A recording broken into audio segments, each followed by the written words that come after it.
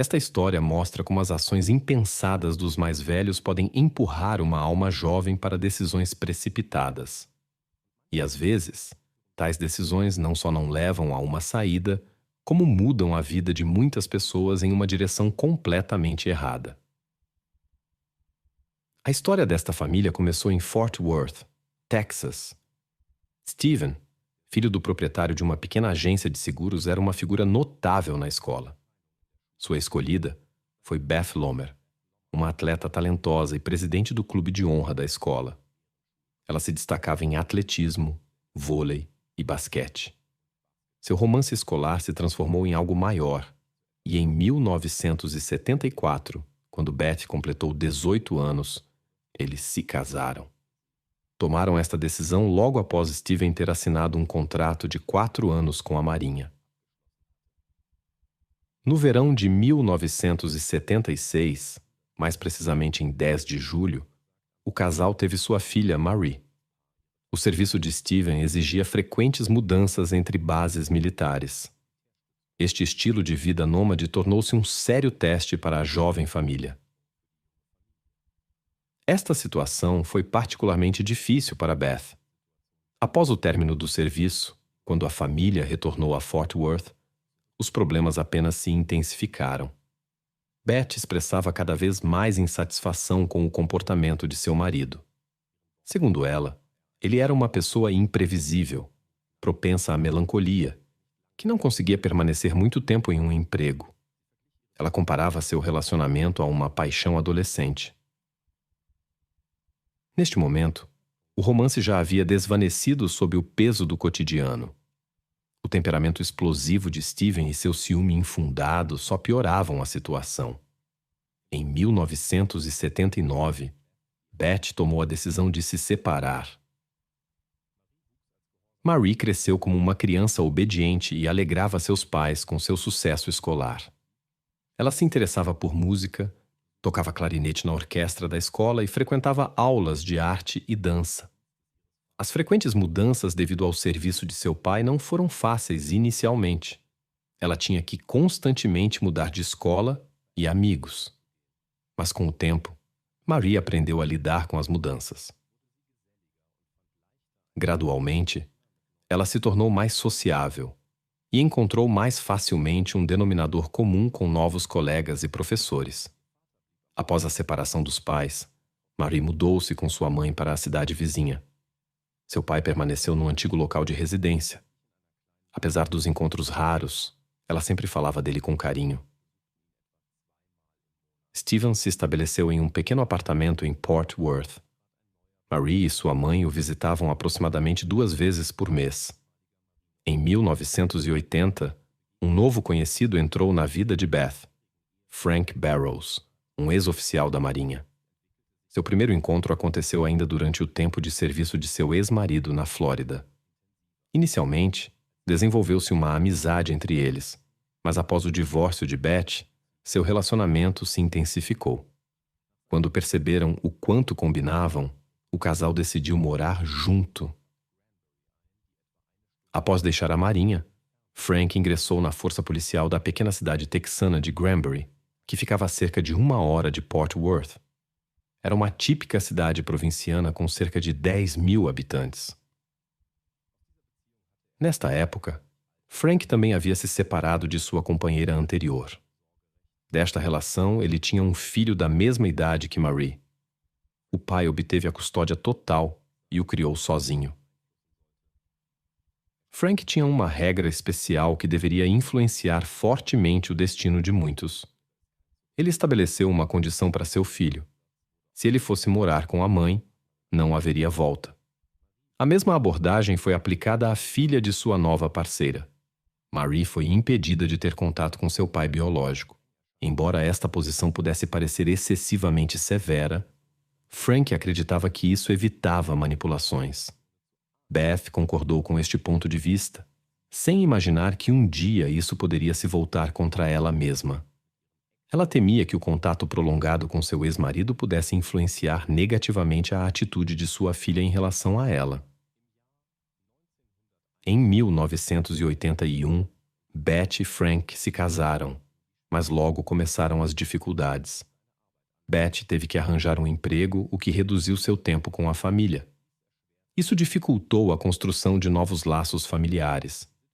A situação foi agravada pelo fato de que Marie tinha dificuldade em aceitar a presença de seu padrasto em sua vida. O problema foi se tornando mais agudo, e a família buscou ajuda profissional. O psicólogo descobriu que o padrasto também tinha sentimentos complexos em relação à sua enteada. Ele estava preocupado com a proximidade especial entre mãe e filha. Marie era de fato muito apegada à sua mãe, e esta situação continuou a se intensificar sem uma solução aparente.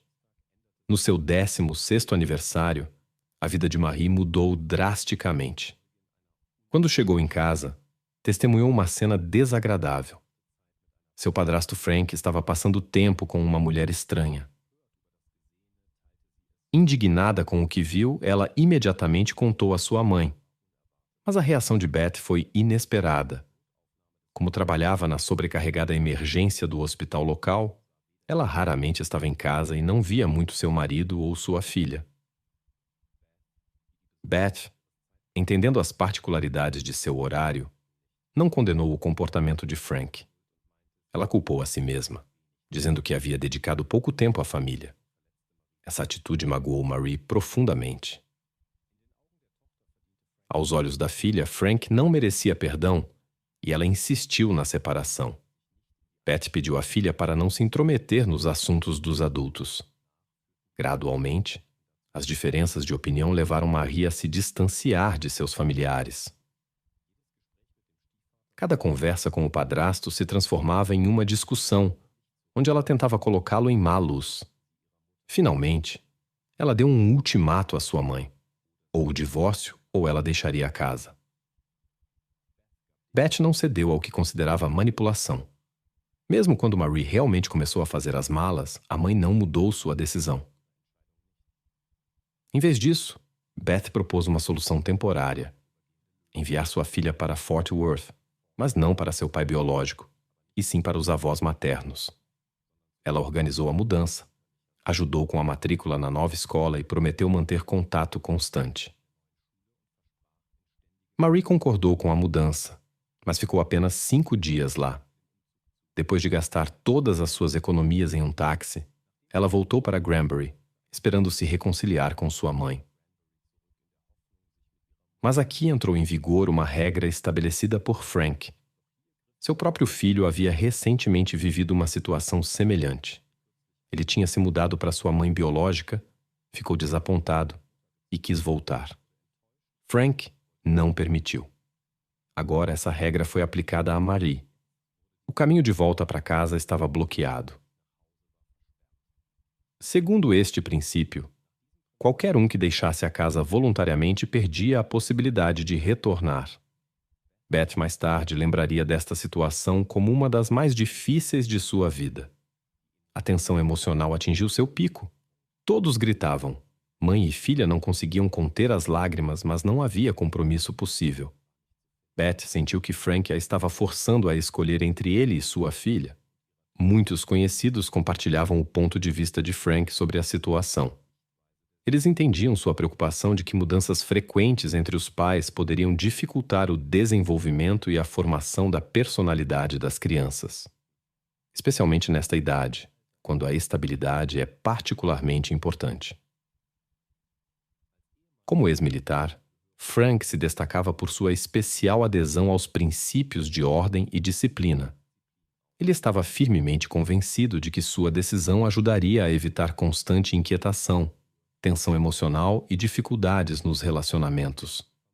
Sua determinação se mostrou até mesmo na situação com seu próprio filho, a quem também negou o retorno. Para Marie, ficou claro que Frank permaneceria inflexível. Sua atitude em relação a ele já havia sido abalada por seu caso extraconjugal, e agora se transformou em profunda aversão. Ela o via como um obstáculo para a reunificação com sua mãe. Não encontrando outra saída, Marie voltou para Fort Worth. A vida com os avós não era mais possível, então ela passou algum tempo em um apartamento alugado. Sua mãe continuava em contato com Frank e esperava abrandar sua posição. A mãe explicou a Frank que originalmente considerava a situação temporária e estava convencida de que sua filha voltaria logo. Mas mesmo conversas tão sinceras não puderam mudar a decisão do ex-militar. Ele permaneceu inflexível em sua resolução. A situação tensa levou Marie a buscar ajuda psicológica novamente. Nas sessões, ela falava sobre seus sentimentos de abandono e traição, convencida de que Frank estava tentando deliberadamente se distanciar dela. Esses eventos mudaram inesperadamente a vida de Stephen Roberts, o pai biológico de Marie. Após 3 anos de encontros raros, sua filha se mudou para morar com ele. Para Steve, que na época vivia sozinho e lutava contra a depressão, esta foi uma mudança importante. Ele encontrou trabalho como carteiro e conheceu Sandra Hudgens, que morava no mesmo complexo de apartamentos. Nessa época, ele e sua filha viviam em um pequeno apartamento de 1 quarto, onde Marie tinha que dormir em uma cama dobrável na cozinha. A vida de Stephen mudou fundamentalmente. Uma filha e uma nova parceira entraram em sua vida. Sem perder tempo, encontrou um apartamento de 2 quartos e organizou a mudança. Tudo aconteceu muito apressadamente, e ele não conseguiu mobiliar adequadamente o novo apartamento, especialmente considerando suas dificuldades pessoais, com as quais lutava há muitos anos. Consciente da situação difícil de sua filha, Steve tentou animá-la.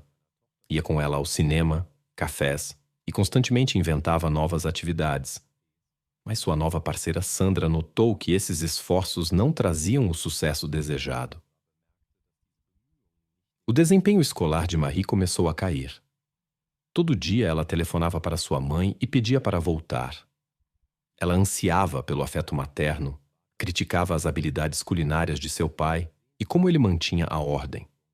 Frequentemente, as conversas telefônicas terminavam em lágrimas amargas e súplicas para voltar. Marie rejeitava a nova escola, e o apartamento pequeno de seu pai parecia uma gaiola para ela. Ela não conseguia aceitar que sua mãe colocava um novo marido acima da própria filha. Beth só falava de sua impotência. Seu marido havia proibido categoricamente a entrada da enteada em sua casa. No diário pessoal de Marie apareceram anotações perturbadoras sobre sua vida. O pai, preocupado, imediatamente entrou em contato com sua ex-esposa. Ela correu para ter uma conversa séria com sua filha e concluiu: Marie estava apenas tentando chamar a atenção. Após algum tempo, a situação melhorou. A adolescente parecia estar se acostumando à nova vida. As notas de Marie melhoraram significativamente. Ela voltou a ser uma das melhores alunas e encontrou um denominador comum com seus colegas. Externamente, parecia que a vida tinha voltado ao normal. Seu comportamento se tornou mais equilibrado. Na opinião das pessoas ao redor, o estado emocional de Marie havia se normalizado. Ela tinha se adaptado completamente. Sandra notou que sua enteada nunca entrava em conflito com seu pai. Sempre mostrava respeito e se comportava com muita compostura. Conhecidos e parentes consideravam a estudante do ensino médio um exemplo de adolescente. O pai continuava fazendo tudo por sua filha, sem suspeitar que por trás da calma exterior de Marie se escondia uma atitude completamente diferente. Ela apenas criava a aparência de reconciliação com a situação, enquanto secretamente alimentava seus próprios planos. Naquela noite fatídica de 18 de fevereiro de 1993, a família decidiu pedir comida mexicana. Após o jantar, Stephen foi ao culto religioso, mas logo voltou ao seu prédio de apartamentos. Seu estado havia piorado drasticamente. Ele começou a sentir fortes dores de estômago. Marie, preocupada, correu até Sandra e relatou sobre a doença de seu pai. Sandra veio imediatamente verificar o estado de Stephen. Neste momento, ele já sentia dores nos braços, dificuldade para engolir e uma forte tensão em todo o corpo. A mulher preocupada decidiu chamar a emergência.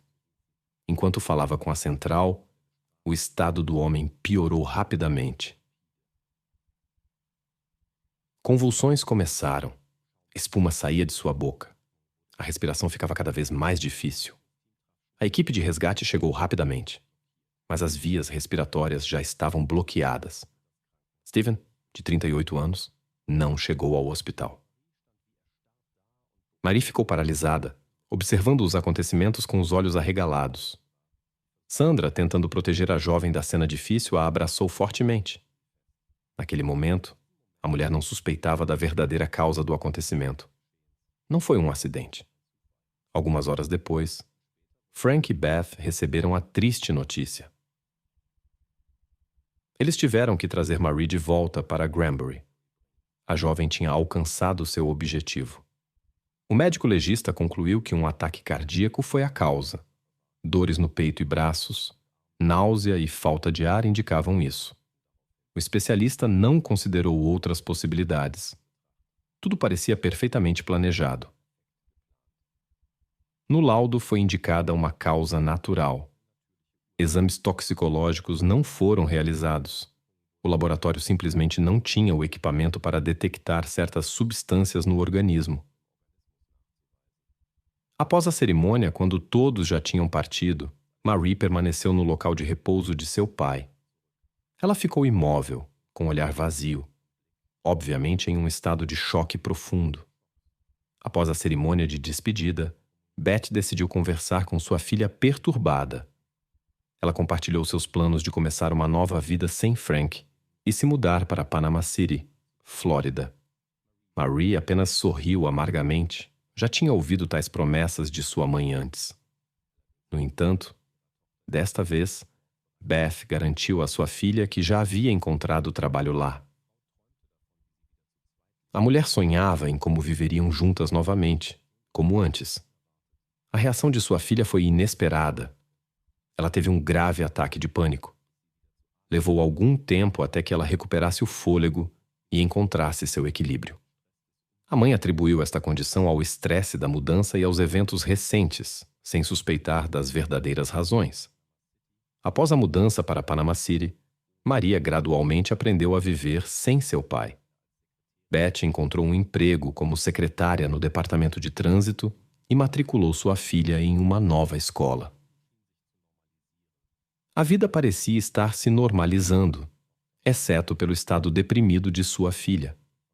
A mãe culpava a si mesma e suspeitava que a perda de um ente querido, as mudanças frequentes e o relacionamento difícil com o padrasto fossem a razão. O psicólogo escolar observava atentamente o estado emocional da jovem. O especialista identificou uma séria exaustão emocional. Às vezes, Marie nem encontrava forças para se levantar. Beth lembrou-se de um estado similar em seu ex-marido e temia uma predisposição hereditária para tais problemas. A mãe preocupada procurou com um psiquiatra esperando ajudar sua filha a superar a profunda melancolia. Gradualmente, apareceram sinais de melhora, mas logo tudo mudou. Após 4 meses, Frank apareceu. Quando chegou a Panama City, ele explicou seu desejo de restaurar o casamento com Beth. Ele prometeu passar mais tempo com a família e repensar sua atitude em relação às crianças. Surpreendentemente, a mãe de Marie acreditou em seu marido infiel novamente. Marie ficou indignada com esta reviravolta dos eventos. Ela se recusou categoricamente a viver com alguém que tinha constantemente abusado da confiança de sua mãe. Ela declarou que sentia falta do Texas e queria voltar para lá para viver apenas com sua mãe. Mas Beth já havia decidido se reunir com Frank. Então Marie recorreu ao seu avô paterno, Jim, e pediu para morar com ele em Mansfield. Os parentes concordaram em receber sua neta, e assim ela mudou novamente de residência e escola. O avô só estava preocupado porque ela se recusava estritamente a visitar o local de repouso de seu pai e falava de sentimentos fortes. Mais tarde, Beth suspeitou que sua filha estava tentando melhorar as relações com a família de seu pai através da mudança. Marie provou ser uma neta exemplar e uma excelente aluna, participando ativamente da vida familiar. Ela continuou desenvolvendo seus talentos artísticos e se interessou por jornalismo. Apesar de sua aparência atraente, ela preferia um estilo de vestir discreto. Marie se destacava por sua prudência. Nunca agia impulsivamente, nunca ficava fora por muito tempo e evitava festas barulhentas.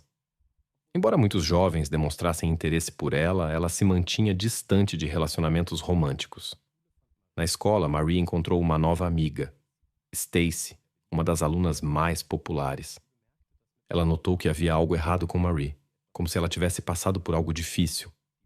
A protagonista evitava cuidadosamente qualquer conversa sobre seu pai, sem entender o quão pesado era seu fardo. As lutas internas se acumulavam dia após dia. Tudo mudou em janeiro de 1994, quando as amigas leram Hamlet juntas. Stacy recitava um trecho sobre a poção e de repente notou como Marie empalideceu e ficou paralisada. A pergunta de sua amiga sobre seu bem-estar seguiu-se uma confissão inesperada. Incapaz de guardar o segredo por mais tempo, Marie contou sua história. No início de fevereiro de 1993, ela secretamente pegou um preparado especial na aula de química, embrulhado em um guardanapo. Naquela mesma noite, ela o adicionou à comida de seu pai. Depois disso, ela teve que testemunhar as consequências de sua ação, das quais não conseguiu se recuperar até hoje. Marie implorou para manter isso em segredo. Stacy foi a primeira pessoa a saber a verdade. Como se descobriu, era um preparado específico que era difícil de detectar em exames comuns. Ele causa problemas cardíacos repentinos que parecem uma doença natural. Marie alegou que não sabia disso. Ela só queria que seu pai ficasse doente e sua mãe a levasse de volta. A confusa Stacy contou para sua mãe. Elas procuraram o centro toxicológico com perguntas sobre as propriedades do preparado. Os especialistas ficaram preocupados e evitaram responder. A mãe encerrou a conversa. Stacy não sabia o que fazer por muito tempo. Inicialmente, decidiu ficar em silêncio e tentou convencer a si mesma de que tinha sido uma brincadeira mal sucedida. Ela sugeriu à sua amiga procurar um psicólogo ou padre, mas sem sucesso. A situação ficava cada vez mais difícil. Em fevereiro de 1994, exatamente um ano depois, o avô convidou as amigas para jantar. Quando as palavras em memória de Stephen Roberts foram pronunciadas, Marie caiu em lágrimas. Ela confessou que nem sabia onde ficava o local de repouso de seu pai. As preocupações não deixaram Stacy por várias semanas. Finalmente, ela procurou o conselheiro escolar. A história parecia inacreditável, mas o especialista a levou a sério e informou as autoridades policiais. Stacy esperava por um esclarecimento da situação. No entanto, o laboratório local não possuía o equipamento necessário no valor de $150 mil. Tal tecnologia só existia nas grandes cidades, então a questão de exames adicionais nem foi levantada. A busca por um laboratório adequado com o equipamento necessário se estendeu por 3 meses inteiros. Durante este tempo, Stacy viveu um conflito interno. O sentimento de culpa em relação à sua melhor amiga não diminuía. Possivelmente sua decisão de dizer a verdade tinha sido um erro. Ela começou a evitar encontros com sua amiga, pois não conseguia suportar nem mesmo um breve contato visual. O destino pareceu resolver a situação. Após a formatura, as duas amigas foram para universidades diferentes. Para Stacy, isso foi um verdadeiro alívio.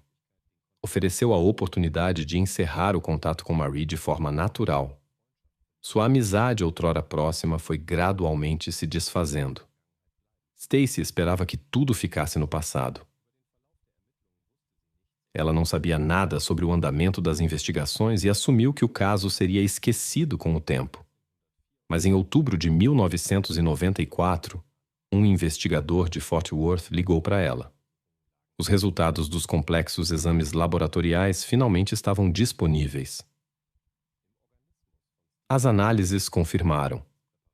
No organismo de Stephen Roberts foi detectado um preparado perigoso que excedia o limite permitido em 250 vezes. O parecer dos especialistas mudou completamente a natureza do caso. Marie foi presa durante seus estudos na Universidade do Texas, em Austin, onde era conhecida como uma estudante amável e inofensiva. Ela confessou sua culpa imediatamente, mas insistiu que não tinha más intenções. Segundo suas palavras, ela só queria que seu pai ficasse doente, na esperança de poder voltar para sua mãe. O erro de cálculo levou a consequências irreparáveis. Foi exatamente por isso que ela havia sofrido tanto com remorsos. A sociedade estava dividida na avaliação do incidente. Alguns condenavam Marie, outros mostravam compaixão. Muitos se recusavam a acreditar em seu envolvimento. Alguns culpavam a mãe, que preferiu seu novo marido à própria filha e assim a levou a medidas desesperadas. O promotor descreveu a acusada como um sério perigo para a sociedade. Em 28 de outubro de 1994, ocorreu a primeira audiência. Marie foi liberada sob fiança sob a custódia de sua mãe. Agora era necessário decidir como o caso seria tratado. Na época do incidente, ela tinha 17 anos, o que exigia uma abordagem especial no processamento de seu caso. Na primavera de 1995, houve um ponto de virada para Marie. Ela foi detida pelas autoridades policiais. A acusação era grave, e o tribunal decidiu tratar o caso como um processo de adulto. Depois que sua mãe pagou uma fiança de $10.000, Marie voltou para Frank e Beth. Curiosamente, durante o tempo de espera pelos julgamentos, ela aceitou um emprego como garçonete, o que pareceu uma escolha incomum para muitos, dadas as circunstâncias. Em maio do ano seguinte, quando Marie completou 19 anos, começaram os julgamentos. Para a defesa de sua filha, a mãe usou os fundos recebidos do seguro de Stephen, $60.000. Com este dinheiro, foi possível contratar 2 juristas experientes de Fort Worth. A estratégia de defesa baseou-se no fato de que a jovem não tinha más intenções. Ela só queria que seu pai ficasse doente para poder voltar para sua mãe. No entanto, a promotoria insistiu na premeditação das ações e apontou os pagamentos do seguro como motivo. O desejo de se reunir com a mãe poderia realmente ter sido o motivo. Mas mesmo neste caso, a acusação insistiu na máxima severidade. A principal testemunha foi Stacy, a melhor amiga de Marie, que descreveu em detalhes seu estado emocional naquela época. Segundo Stacy, sua amiga estava ciente do perigo do preparado quando o levou da escola. A instituição de ensino também teve que explicar como os alunos obtiveram acesso aos produtos químicos. No entanto, esta questão foi rapidamente varrida para debaixo do tapete. Em defesa de Marie, seu psiquiatra se manifestou. Ele observou que a jovem nunca mostrou sinais de cálculo e o único diagnóstico era transtorno de estresse pós-traumático devido ao incidente com seu pai. Em todas as sessões, Marie ficava sentada quieta e frequentemente escondia seu rosto atrás das lágrimas. Apesar de claros sinais de arrependimento e declarações de amor ao pai, a promotoria considerou isso insincero. Na opinião deles, o acontecido foi cuidadosamente planejado. Eles alegaram que não seriam necessárias medidas tão extremas para voltar para a mãe. Naqueles dias, uma amiga compartilhou suas memórias sobre os planos de Marie. Marie frequentemente pensava em como poderia voltar para sua mãe. Várias ideias passavam por sua mente. Por exemplo, causar um incêndio no apartamento de seu pai, esperando que sua mãe a levasse para morar com ela depois.